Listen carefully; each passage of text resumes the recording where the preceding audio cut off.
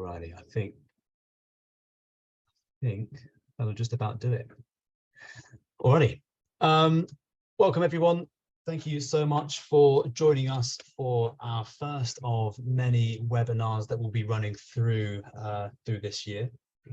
So the focus today is really on compliance versus culture. Now, before we kick off, just a few housekeeping rules.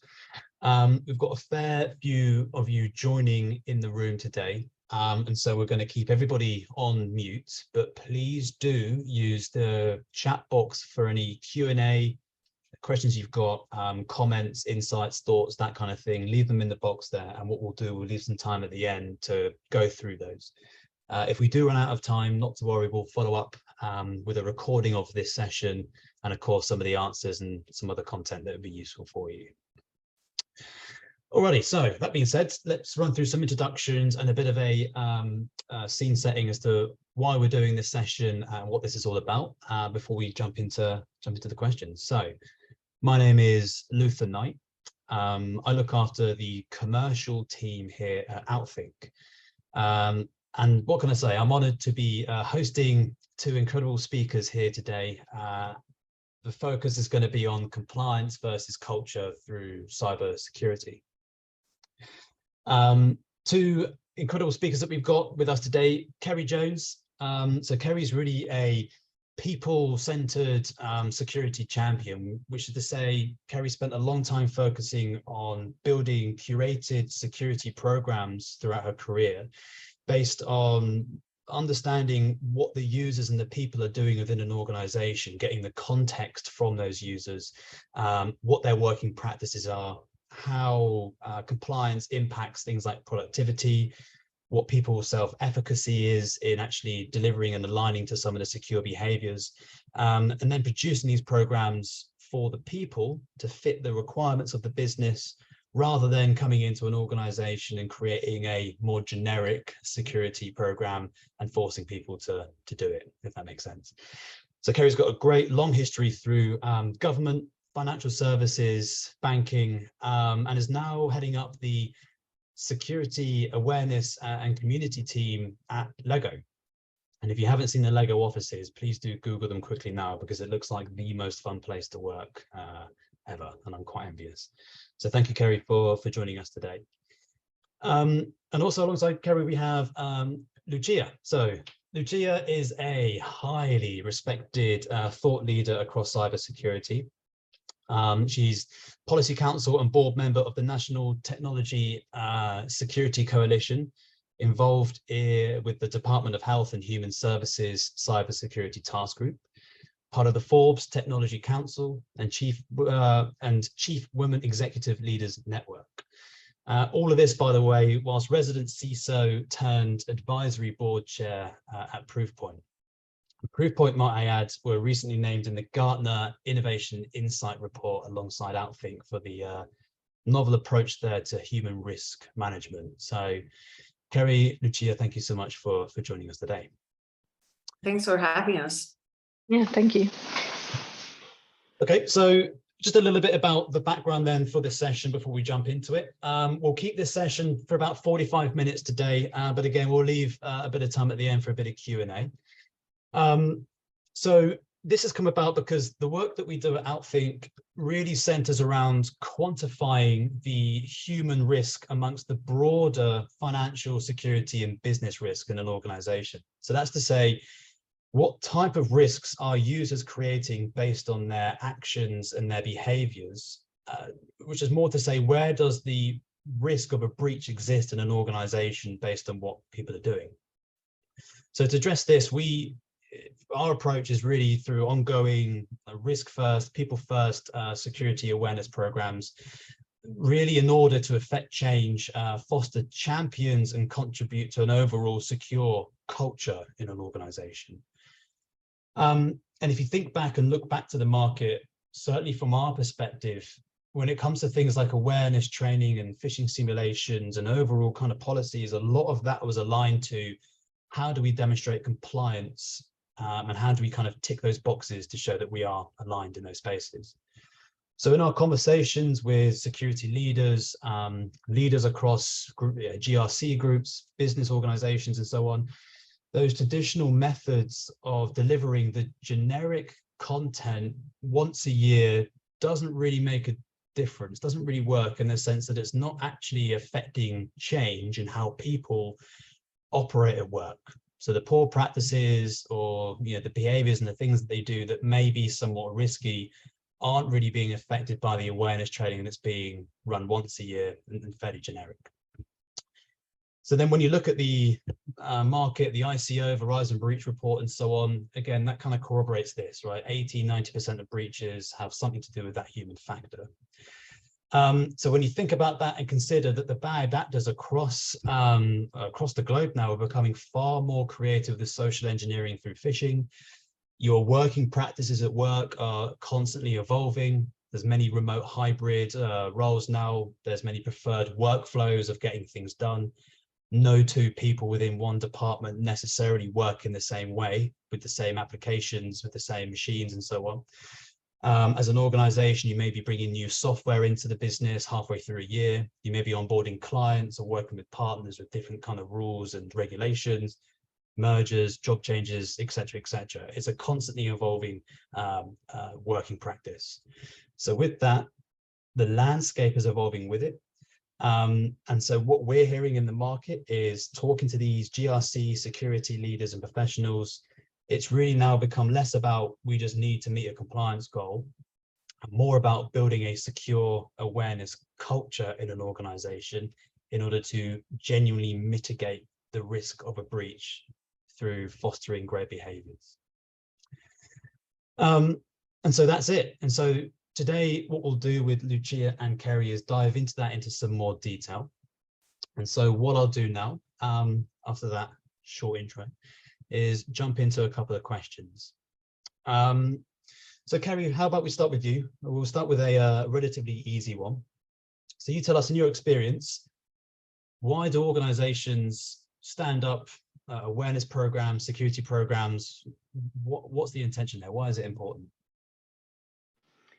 So I think for a lot of organizations, there is this image that they do it just for compliance, but I do rally against that a little bit, because in actual fact, a lot of people want to help people, but they don't really know how. And compliance is an obvious thing to lean on because it exists. So they have an excuse to create resource. They have a reason for pinpointing something to happen, but they don't really know what it is. And so a lot of the reason that things start looks like compliance, but that's often a way to get resource into an organization to concentrate on doing training for people, to concentrate on what the struggles that people may be in an organization. And it allows for a starting point for a conversation, because what we find is that when you ask people about doing awareness training, for example, and you say to them, will they do it if you don't make it mandatory, or if they're interested? The way that they put it across generally is, if you don't prioritize it or make it mandatory, we won't be able to find the time. So they also ask for it to be in that form as well. So this depiction that it's either one or the other or what have you is actually quite a complex space, because if it wasn't for regulation saying stuff or compliance, I'm not entirely sure all of the resource would be there. So it's about how to make that balance work well in an organization, I think, and what you can really do with that, instead of just seeing it, as we know, and as lots of people say, it's like a tick box. There's actually, the compliance is just the start of the 10, and in actual fact, you can add more and you can do more, but you need to mature that space as well. Understood. Yeah. So it's almost as though the compliance is kind of helpful. It's a good place to start, and as you say, it kind of helps build the programs within an organization. And I suppose, okay, so then as you roll out these sorts of programs, what are, in your experience in doing this, and Lucia, maybe you can chip in here as well, what sort of things do you learn when you're doing it for just a compliance standpoint? When you roll out programs like this, what are you learning? What are you gathering, and how is it used, the outputs from awareness training and security programs in general? So it depends. A lot of people realistically I think there's the bit of understanding what you need from an awareness program in its first instance. Why are you doing them? Who are you really doing it for? What support do you really provide? A lot of it these days can seem like you're just counting phishing emails and click rates. But in actual fact, when you look at it differently, and when you look at research across the space, you can also pinpoint areas that might feel particular ways or have different perceptions, and it allows you to also look at different aspects across an organization that perhaps you would never see before. So it does allow for that sort of work, but to do that takes a bit, you have to be a bit robust against the expectation of what security should look like with regards to just phishing exercises, for example, or what it needs to be to satisfy a senior in an organization because of what they've heard before from somebody else. And to change that conversation and to have different forms of conversation with people within an organization about actually how to engage with people and really support them takes a lot more nuance, it takes a lot longer, and there's a lot more storytelling and a lot more time about bringing people onto your side first before then you even go out to the organization, because you have to have champions across the organization who believe in the type of stuff that you're doing as well, because otherwise because it's easy to measure, people just fall back on phishing, and you see that most of the time at the moment. Yeah, really interesting. Culture, I think, certainly when it comes to cultural change, I imagine cybersecurity is one part of that. Awareness is one part of an overall larger picture. So Lucia, how about from your perspective then, how can an organization foster a strong cybersecurity culture among its employees? Oh, where do we start? So for me, security awareness should not be a check the box exercise, right? Yes, maybe we started there 15 plus 20 years ago, and maybe dating myself here, but that was, the start. But if you think about the threat landscape today, if you think about how, the attack surfaces that we have today, all of those point to humans, right? So you mentioned the Verizon data breach report that had 82% of breaches involved a human element. I'll venture and say the World Economic Forum report published last year had 95% of cybersecurity issues that were traced to human error. And I forgot exactly if it was the 2022 or 2021 Verizon breach report, only 3%. So 3%, that's very, very low number of data breaches involved a technical vulnerability of any kind.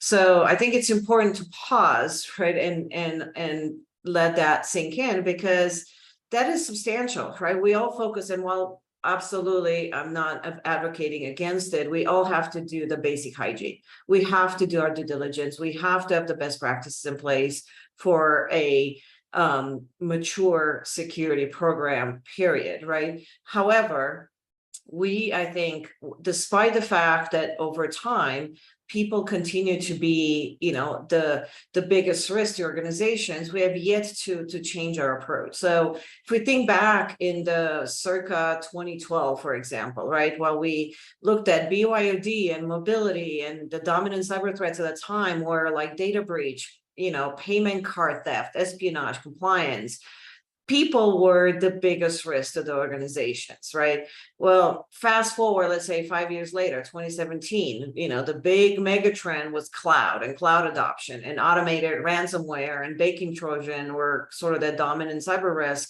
People were still, the biggest risk. And at that time, I believe Verizon data breach report had the numbers of people or the human factor being at the core of most of the security incident. That number was in the 90s. Well, fast forward to 2022, right? So, where we are today, the big mega trend is work from anywhere, right? The pandemic has really accelerated our movement to the cloud in many ways, because we had to basically, uplift all of our operations nearly overnight and enable, businesses to operate 100% remotely. we've kind of moved from that to a blend, which is the work from anywhere, a big mega trend that we're seeing. In terms of dominant trends, we see the big game ransomware, BEC, leveraging levers, taking data from organizations, and people are still that biggest risk, right? So I mentioned the World Economic Forum having 95% of cyber attacks involving a human element. And even if I just look at the big dominant cyber threats that I mentioned, right? The big game ransomware, the BEC, the levers taking data, those are some of the biggest enterprise risks, like the top 3 risks for enterprises, and they all are centered around human. And one thing that we have not focused on is how do we change our approach? We continue as defenders, right? We keep thinking of, you know, perimeter first security, and then on the other side, right, the attackers are looking at all of our social media, all the data that is there, and specifically targeting each one of us and members of our organization. So when you just oppose that to the fact that we now live in a world where everything is connected, right? We live in an anywhere and everywhere world. We connect from multiple devices, right? Every single one of those is an attack surface, right? So we have to take a step back and look at, you know, how do we protect that perimeter? And if people have become this new perimeter, which we've seen across the board that is indeed the case based on all of the various different data points on data breaches, have we adopted our controls to focus on it? We cannot look at security awareness training as a check the box exercise, because we now have to shift that into how people work. I need to shift that into understanding how people learn. You know, what are their constraints? How are we as security leaders enable our employees to do their jobs and do that job safely, right? It can be a penalty for, you know, for clicking on a phishing link, or for not truly understanding all the intricacies of cybersecurity risk, right? Because that's not their job. Their job is to do whatever it is that they were hired to do: payroll, HR, manufacturer, customer support, etc. And we cannot prevent them from doing their job. We have to enable them. And to do that, we as an industry, right, have to take a step back and understand what are all the adaptive controls that I need to put in place to protect my organization if my people, every single individual, is a different attack surface. Well, so that starts with education. Yes, there are technical controls that we can put in place. Like, I don't know, you have a habitual clicker, you may want to, you know, sandbox them, right? So you can, you know, they're going to click. It's a matter of when, not if, right? What are those technical controls that you put in the back end to enable them to do their job securely? But at the same token, security awareness has to become a cultural piece, right? And to do that, it's a maturity journey, right? My team and I often, we talk about the ABCs of security, security culture. So starting out with awareness, what are the stepping stone to build awareness? And then how do we move from awareness to behavior change? And then from behavior change to a true culture. While we all aspire to get to culture, it's important to understand that that is a journey. It's a maturity journey. It doesn't happen overnight. However, we need to, in taking those things into account, we need to understand what are all the various different leadership triggers, you know, from within the organization, top down and bottoms up, right? How are the various different teams work? How do they collaborate, right? How can we enable, you know, innovation and teamwork? But then the last piece of it too that's important is in the particular individual, right? Do they understand the policies? Do they understand the importance of their job and the importance in protecting the assets of the company, right? And there's so many other pieces that I can go into it. I can talk about this for hours, but it's really, really important to at the core of it is to understand the behaviors and step away from the mindset of, I got to do this thing one time a year or twice a year, check the box for compliance and we're done, because that will never suffice in building a culture. But the second part, right, we use tools where they are sometimes a necessary evil, like phishing simulations, etc., right? They don't always have the desired effect, right? Oftentimes, and there are a lot of study that shows that sometimes things like phishing simulation can have a negative effect on the brain and the way we learn and understand, and it can be considered death by 1,000 cuts, right, through various different computer networks. So while we keep in mind that people, our end user, are not our enemies, right, for the security leader trying to push through this, and we are partnering to enable them to do their job, but also bringing this home to them in terms of what's in it for me? Why does it matter to me? Why should I worry about this? Those are really critical steps on starting through that maturity journey. So I'll pause here. I know I threw a lot at you. See if you have any follow-up questions. I just wanted to add something just to say with regards to that is, so one of the things that I speak about a lot is around just changing the way that language is used. So to not demonize people in a workplace, because as has been said, they're trying to do a job. They're not there to be security experts and what have you, but it's something that actually people really do struggle with regards to just using positive language instead of using what is known to be regular practice within security. So changing that mindset within security itself first. And the reasons for doing that is really important, because we assume that we can just tell people what to do and they will do it, when in actual fact, we don't really reflect back on ourselves and think, actually, this hasn't worked for this amount of time, not because people just don't do what we want. It's because perhaps it just doesn't work in the way that we expect. And instead of repeating ourselves, which is often what happens, we need to stop for a moment and think, actually, is this the best way? And in doing that, like as I mentioned before, one of the things that stops a lot of security awareness professionals, for example, is the fact that it's expectation now of what security should look like, because this is how it's always been, this is how it should continue. And if it doesn't look and feel normal in a way, then people really do rebel against it. And it's something that really surprises me when I go into places or speak to people, is that when literally just talking about using positive language, of not saying people are a threat or are vulnerable or any of those sorts of things, trying to keep it open and talking about their work and talking about how they have perhaps a role or how it may fit into just this one extra thing they may do, and breaking it down task-wise instead. That seems really quite big for a lot of people to do, and they really rebel against the idea that that is even actually possible. Because in real terms, a lot of policy was written and updated by people who have no idea how it is actually implemented on the ground. And yet we assume that policy is somehow the starting point, when in actual fact, there's a starting point before that of actually, how does an organization work? What are those teams, as Lucio said, and so forth? What is it that is already in existence? What are the existing cultures? What are the practices that are ongoing?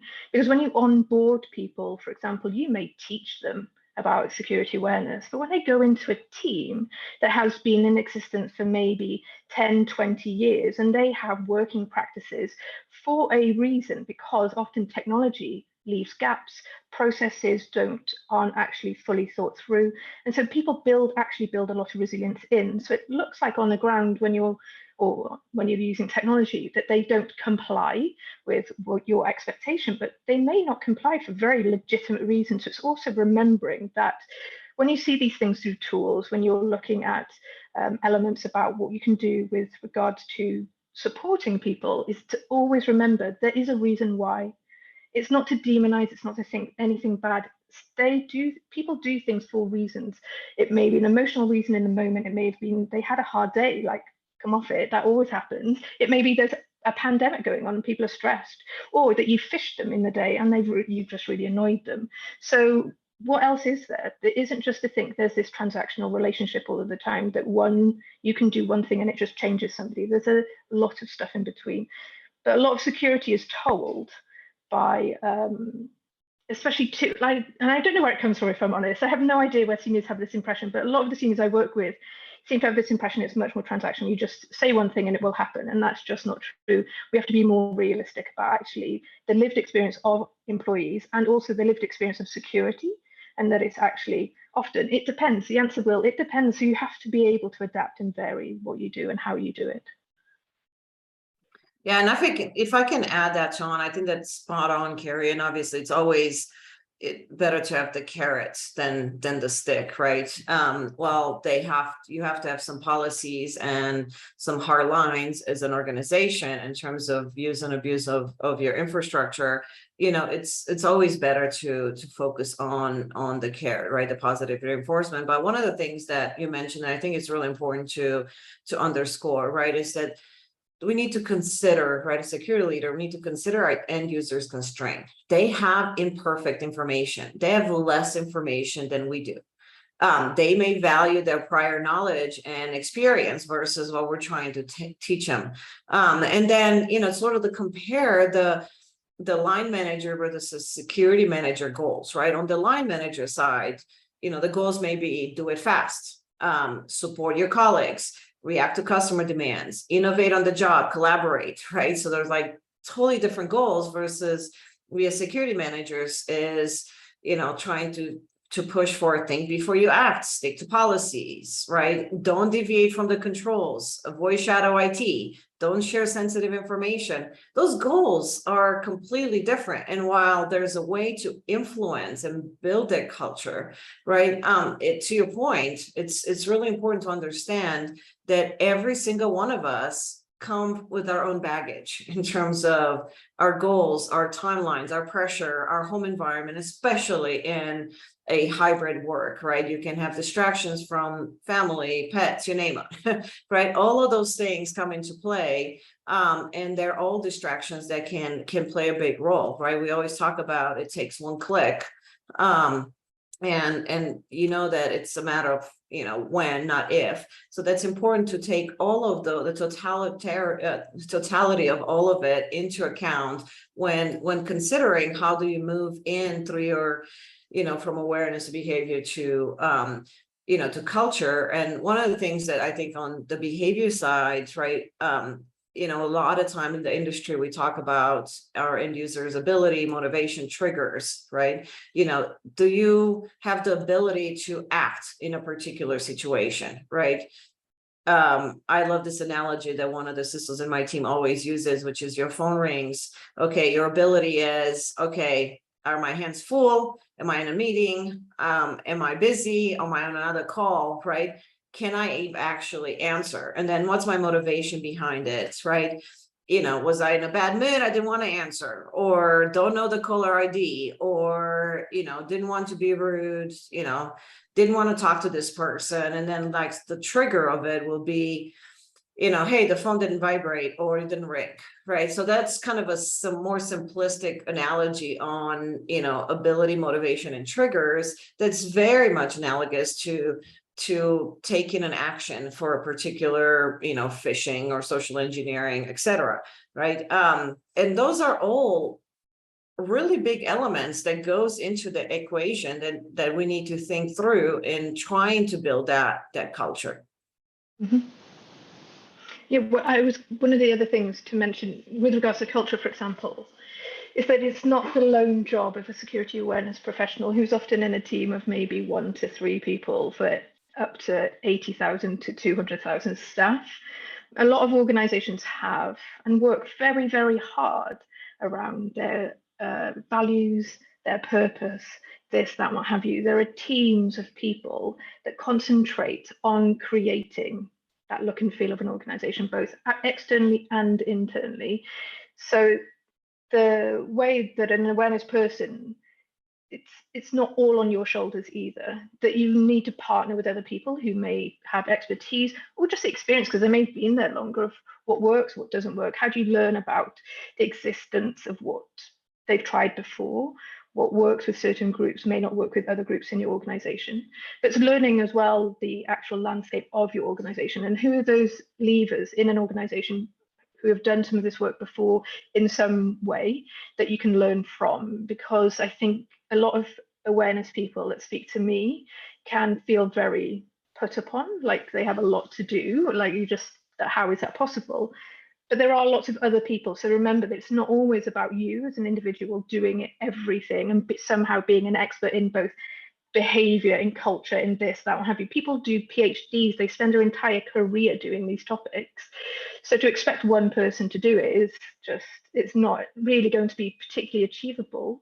So, but work with others, partner with other people across the organization, learn what other people are doing to try and leverage into their space. So it isn't just a security thing. So you take part in existing programs of work, for example. So you're not always this lone wolf randomly bugging people, but you are actually part of the organization as well, which is really important. Interesting, yeah. So how would you get, I guess, business leadership to the table in effect? So if you've got many thousands of users in an organization, security and cyber is obviously a major kind of challenge across the business. But when we're thinking about culture, does it come from the bottom up? And what I mean is it a case of better understanding the reasons or what is happening across the people in the business, why they're doing things?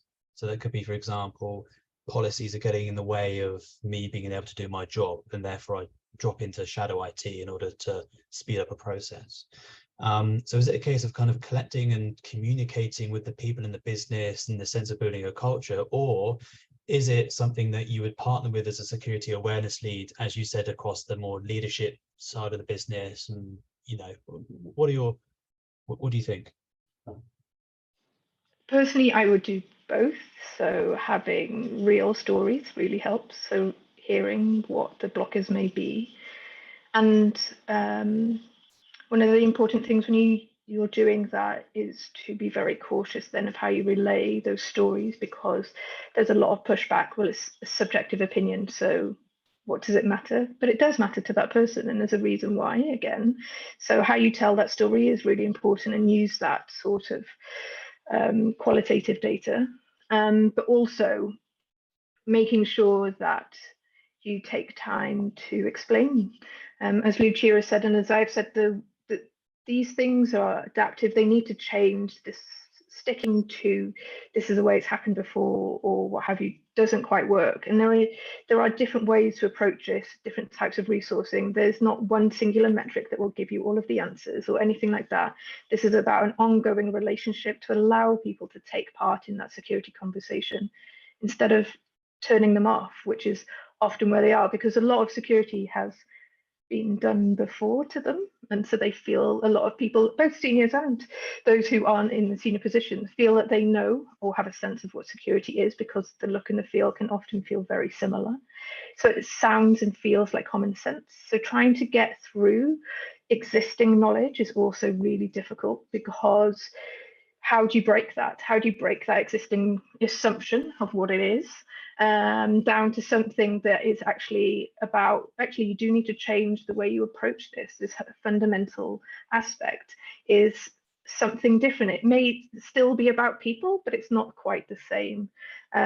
So that takes time and conversations, and then having, if you can find somebody who can be in your corner as a senior, then even better, because the more that they can tell the story with you and can bring people along on that journey, and then you build a collective of people who, they don't need to say exactly the same thing, but then there becomes this consistent look and feel to the things that you're trying to achieve, and then more people are bought into, oh yeah, that's what that is, and that isn't then so scary because it's new, type of thing to it. Makes sense, yeah. So it's, yeah. I will add, so I 100% agree that it has to be tops down, but it has to be both, right? Bottoms up and tops down. And if you look at a lot of the security frameworks and just cybersecurity best practices in organizations where you have full leadership support, and you do have the top down coverage and an alignment in terms of cyber risk and protecting, that tends to be organizations that are further along on their maturity journey. And with that, you have, better support for investing into security, better support into driving a culture of security, et cetera, right? But if you do not have that leadership support at the top, then that oftentimes, I'm not going to say 100% of the time, but more likely than not, that organization is still early on into the maturity journey for security, and security is a siloed cost center or an IT problem, as opposed to a business risk and a company differentiator, which is what a lot of companies are going now down that path. I mean, cyber risk is becoming a huge top concern, or huge concern for board members, executive, as it should be, right? Cybersecurity risk is a business risk. It's not an IT problem anymore like we used to be 10, 15 years ago. So to me, when you don't have that support at the top, it shows a lack of maturity into the security program, right? They're not quite where they would like to be, or where they should be broadly. I'll give you an example. Last year, I published a report. Well, Proofpoint published a report that was done in partnership with MIT, Sloan. I think it's Cybersecurity, MIT and Sloan School of Business. And in that particular report, we survey over 600 board members in 12 different countries, and 67% of global board members consider the employees to be their biggest cyber vulnerability. So clearly we have the visibility at the top. We are starting to understand that cybersecurity is a huge business risk. We need to hone into that. We need to understand what that is. But it also shows awareness that board members are now understanding that people are one of the biggest risks of the organizations, right? So while you have that understanding and you have that support, it is really imperative for CISO, for security leaders, to seize that and close the gap and create better connection and better communication with their boards and the executive staff to get the support they need to drive towards a culture of security for their organizations. What's the best way of doing that, do you think? Is it, how do security leaders or people involved across the GRC holistically, how are they quantifying that risk? Because I imagine from the top down at that board level, there's a lot of different types of risk you can quantify, but I think the human element is a slightly difficult one. So is that through behavioral telemetry? Is that through using that kind of what people do across your organization, how they interact with systems, software, data, etc., and mapping that to some kind of behavioral trait to then try and quantify? What's your thoughts? So I think it's part art, part science, right? So the art part is no surprise, folks like myself and in our role as chief security officers. A lot of what we do is influencing, right? Influencing towards building the culture, influencing our executive team, influencing the end users, working with engineers, right?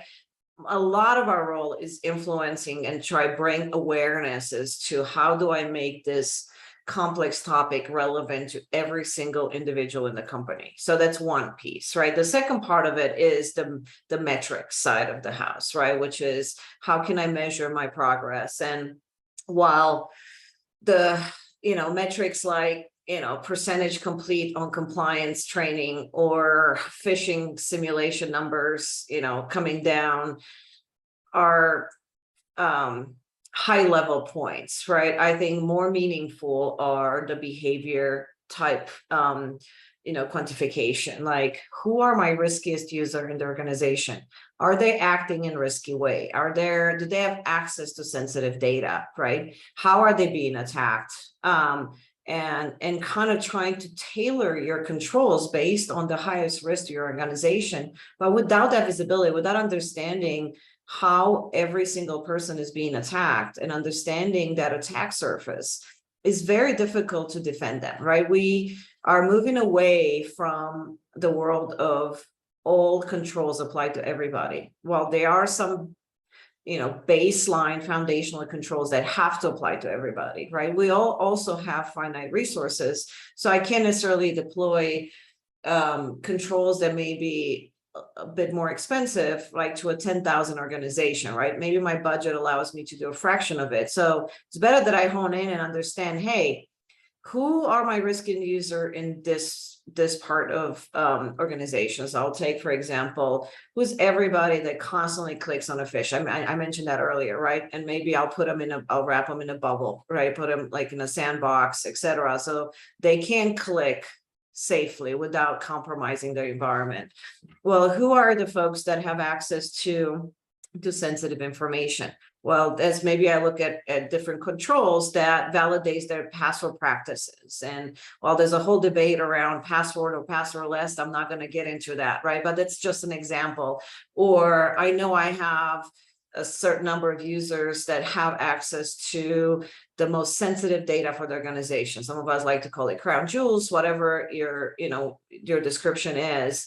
But then how do I put those right controls around when someone is accessing that data, that I understand that that account is not compromised, right? And how do I make sure that that data is not leaving my organization, et cetera, right? So while people are the conduit, data is the commodity, and that's what the threat actors are constantly after, right? So we have to be able to focus on that people as perimeter and how they are interacting with technology, how they are interacting with our environments, and hone in into that behavior and their own personal attack surface to really quantify that broader risk. Yeah, and I think it's really important that one of the things that does make quite a lot of difference is people's perceptions and their attitudes to, can they actually do the thing that you're requiring, and figuring out ways where you can gain that. And it's not to say you can do just one survey and somehow everybody tells the truth and then you know universal truth of your organization. There are different ways that you can use. You may have a social media platform internally in an organization, for example, where you can do polling. There may be questions that you can ask to groups to see what type of response that you get. And no matter what the response, the fact is that people do, that they're interested in the sort of things that you're telling them about. It may be, as Lucia said, something about the risk, or it may be something about current news events, and they ask questions and they have follow-ups and so forth. So you're also looking for secondary factors for those sorts of metrics. So it isn't just like there's one thing that's universally true, that there are lots of clues throughout an organization. And then how do you, well, curate them? So you create them like with polls across your organization. How do you make sure that, so when I go work somewhere, for example, if they've got an internal social media, the first thing I do often is to search for cybersecurity and have a look. What do people say about it? Is it spoken about? Is there anything said about it? How do people speak about it? Do they have any questions? Just to gain some form of understanding of what exists, for example. And so using the stuff that we know that is out there, but also there's lots of other things going on. And it might be that if you don't have the resource in your team, you ask one of the data guys to have a look for you and so forth as well. But to look across that space, because an organization has a lot of data, an organization creates a lot of information, and that recognition and that brand and the being seen as a go-to, so when they feel unsure, that they report or they tell you or they ask you. Because there's one thing that we want people to do with security is not to feel alone or separate to things, or not to feel blamed. In actual fact, you want them to just share. Because once we know it's happening, or once we know it has happened, then it allows for a different sort of investigation. And so that openness is really important, and you need to look at the metrics around an organization that will allow that to happen. And you can tell that by doing, like, it doesn't need to be, if you do a cultural survey, for example, then what do you ask? How long is it? By the time they get to the end of 60 questions, they're bored. Who can trust the end result of those? But there are other things. You may do a smaller survey to a subset of people who you may consider, say, high risk, for example, whoever they may be. And you don't need to do everything also at grand scale. You can scope areas out as well and test and see what works, what doesn't work, and so forth, and break it down. It doesn't need to be a universal metric for all of the time. You do it to particular groups, teams, friendly groups, whatever it may be, and then learn as you go, and then build what would work. And it may be slightly different approaches for slightly different teams, and then collating that into, like I said, into some metrics that you may be able to find. But also, like I said, using those stories, like, it's really important that people hear what the lived experience of the organization is and why things work, perhaps don't work, or they're not quite as straightforward as you believe, and that complexity exists. Absolutely. Yeah, clear. Thank you. And I'm conscious of keeping us in time here. We want to try and not overrun. But I think in summary, it's almost as though when you're looking at changing a culture within an organization, and we're coming at this from the awareness kind of guys and security in general, it's about really understanding, what's going on in the environment already, what kind of cultures already exists. There's something you mentioned before, Kerry, is, you can train people on the day one, but as soon as they join a team, they're quickly going to adopt behaviors and things, and whatever they see in the organization, and do it themselves. So it's about what's happening. It's about understanding who are my risky users, based on departments, based on access and data that they may have, and exposure.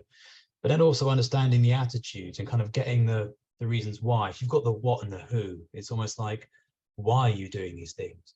Why are sometimes you're creating these risks within an organization or breaking policies? And I guess maybe that's due to the fact that things get in the way. People are just trying to get their jobs done. Policies don't always work. And so I suppose without that communication, that two-way communication, it's sometimes difficult for teams that sit across security and GRC to really understand that reason. But if you're able to, you're then able to take that data and create champions at the board level. You can quantify the risk by understanding exactly who, why, and what's going on, and measure that in terms of human risk quantification. So yeah, clear, great. Thank you both. Well, keeping us in time, let's just switch over to any questions that we've got. So let me open this up. Alrighty. So Craig, I'm going to take yours from the top here whilst we've got the team on the call.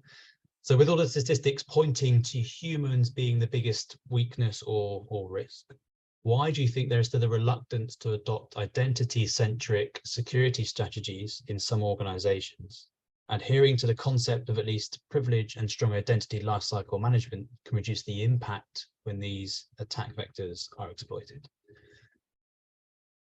I'll jump in, and I think I touched on that a little bit earlier, right? So, Craig, I think you're 100% spot on, and we've talked about people-centric, identity-centric security. I know at Proofpoint, we're very much focused on people-centric security controls, but I think it really goes down to the maturity, right? So many organizations are still stuck on focusing on the foundational baseline security items that we haven't been able to sort of get up above that and focusing on the people-centric controls. I will tell you that I spearheaded creating a people-centric security framework several years ago. And when I first started talking about people-centric security, and I've been doing this for a while because I've seen that I've been at the bleeding edge sort of moving to the cloud and start seeing a lot of the threat landscape shifting, and been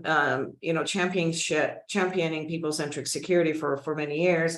A lot of security leaders are struggling to grapple with, how do I even focus on controls that are not just programming by firewalls and looking at firewall rules, etc. So it's taking the industry a little bit of time to start grappling with this and figure out, how do I shift from the traditional defense in depth sort of strategy, which I will argue is still what we're trying to do, except that in the past we have not focused on people as an additional layer of security. And what we have to do today is add that on as additional layer of security, the same way that we focus on network security, application security, endpoint security. We just, up to today, we haven't quite done that as thorough as we should have been. Now, organizations that are further along in the maturity journey are looking at user behavior, are starting to double down on their user behavior risk and where that presents the biggest risk to the organization, and add those right adaptive controls. Because really, if you think about it, the core of it all, right, what we're trying to defend against the threat actors, they really want just three things for us. They want us to run the code for them. They want us to hand over the credentials to them, or transfers funds or data to them. It's really that simplistic. And in that process, they try to, figure out, how do I exploit the emotions of the particular person, whether there's a fast, response, or fast emotion, or a slow emotion. It's ultimately trying to lead towards us handing something or doing something for them, which is why I think we need to focus on people as that additional defense layer. But again, it's the maturity of the organization that dictates whether or not they're able to hone in into this. Yeah, and just to add to that, one of the things that is actually really difficult for people is most people have had technology thrust upon them, so it's not like they're somehow experts. This idea with adding extra layers, so two-factor, multi-factor, whatever everybody wants to call it, the idea of copying and pasting from going to a website where you think you're fine, then you have to go to an app, copy and paste, go back to a thing. Those things are actually really restrictive for a lot of people. I did research with the student loans company once in my previous job. And one of the things that's always stuck with me, and it was about 8 years ago when I did the interviewing, the woman said to me, until you have seen a grown man cry trying to copy and paste, you do not realize how difficult it is for the majority of people. We still have this mind's eye that people can just do things, when in real terms, digital literacy isn't actually as high as people expect. Just because we use a device in our everyday doesn't mean people know how to use the device in every concept of what that may be. So when you add extra layers, people see that as blockers. We see that in like today's world with the idea that Twitter is turning off two-factor authentication messages for SMS and the uproar that has created realistically. Who knew so many people had two-factor on their Twitter to start with, but the idea of just turning off SMS when they can use an authenticator app seems like a massive imposition for people as well. So not only can be really difficult, but also in security, those goalposts are constantly moving as well. So it's really hard for people to concentrate and learn and then adapt, because, well, it's actually not that straightforward to ever do, because they've never been taught, they've never been given the time. They're just something that they've adopted, a device that is something that is really functional to them, because you need a phone these days to operate in the world, or a computer. So when you ask these additional elements and you ask them to input these additional elements all of the time, it's extra stress, it's extra burden, it's extra time. Even turning on two-factor authentication takes time. It's different for each system that you use. It's called different things and so forth. So there isn't really even a standardized practice that we can really train people. Well, for Facebook, Instagram, this, that, what have you, it's always going to be in this place, it's always going to look like this, it's always going to look and feel like this. Those things don't exist either. So it's actually really hard, even though there are controls out there, the way that they're implemented by these technology companies and the way that then they change over time fluctuates. So it's actually quite difficult. So you have to be really conscious of what you're truly asking people to do, because just because we find it straightforward, it doesn't mean that they will. And how you manage that, it takes a lot of thought and consideration for who you're actually trying to support and what you're really trying to achieve. Yeah, great. All right, I think we've got maybe time for just one more, if that's all right. Do you have some best practices in selecting security champions in an organization? I can share. Oh, go ahead, Carrie. I was just going to say the majority of ways you just ask and people volunteer, or of people who have do as part of their role. So you can find people who others will recommend, so they are known for bringing it up as a topic, but a lot of the time it's done through voluntary basis. The only issue with that is, what do they get out of it, and to make sure that they're telling the right sort of story. So you have the right sort of security champions, to make sure that they don't just say their version of security, not your version of security. And having that relationship is really important when you do security allyship or security champions, whatever you want to call it. But just people who are interested to start with, so they can help you. Yeah, the only thing I will add to that is you're naturally going to have some people within the organization that will be more apt to want to be your security champions.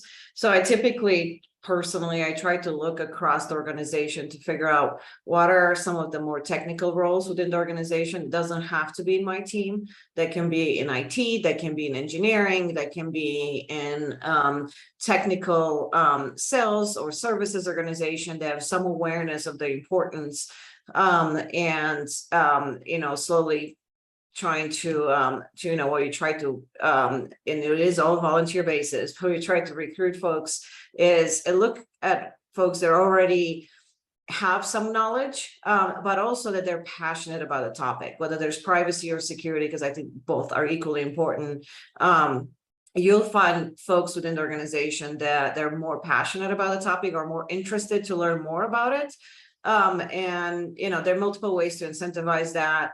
One of the ways that I know a lot of organizations have done it and it worked is creating, sort of a competition between the departments, right? And then you kind of start, bringing the competitive edge of every single team. That's one. Another one for me is that, really publicly acknowledging the help and support and making some of those folks examples that, for their help, just that in itself goes a long way. I always try to find budgets for something as a thank you for their time. You can never underestimate the value of a Starbucks gift card or a chocolate bar or anything, right? The smallest trinket, people appreciate the recognition. So a small thing goes a long way as long as you do so thoughtfully in a programmatic way as you try to reward people for good behavior. Another thing that I think, in addition to just security champions, just broadly, if you have people that go above and beyond and report something in a timely manner or, bring attention to a security concern, I love doing on the spot rewards because that incentivizes people to keep coming back to you and surfacing issues. Those are just some examples of what many of us have employed in making those programs successful. Brilliant. Well, Lucia, Kerry, once again, absolute pleasure to have you, and thank you so much for giving up your time here. Wonderful session. Everybody on the call here will do some follow-up. We'll share the recording and we'll share some answers here to the questions as well. But guys, yeah, thank you so much for joining, and have a wonderful day. For those of you on the call here interested in the next session, we've got another one coming up in about a month's time, which will be focusing on the importance of human risk quantification. So we've got representation from Hewlett Packard, Danske Bank on that call as well. So yeah, we'll keep these sessions up. But for now, Lucia, Kerry, wonderful to have you. Have a lovely day, and thank you so much for joining. Thanks for having us. Yeah, thank you. Great. Thanks, everyone. Bye.